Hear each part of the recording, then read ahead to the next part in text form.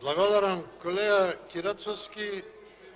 Досега во животот никој не ми рекол дека личам на некој друг, осем кога бев дете, кога ми викаа дека личам на татком. Јас имам свој идентитет. Благоја, извини, прекини.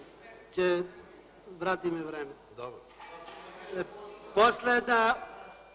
Последна контрареплика е сослушајте се или Кирацовски. Да го слушаме колегата, последна Колега контрареплика е. Кирацовски, досега никој во животот не ми рекол дека личам на некој друг, осем кога бев дете, сите ми викаа дека наликувам на татко ми. Јас имам свој идентитет и сите ме знаат како Благоја Деспотовски. Не ме знаат ни како слуга на овај, онај.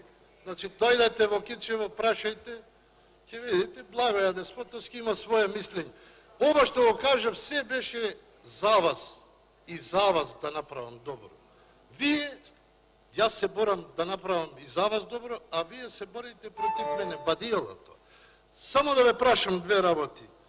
Што се случи со автопатот Кичево-Охрид и каде се уште 200 милиони долари задолжување, а патот уште трасата не е најдена? И што се случува во Рек Битола? Знаете, јас бев директор за производство. Кај вртат камиони, што вртат и што трошат? И колку милиони се истрошени, а нема јаглен? Тоа да ми кажете. Ако сакате, заедно ќе појдеме. Благодарам.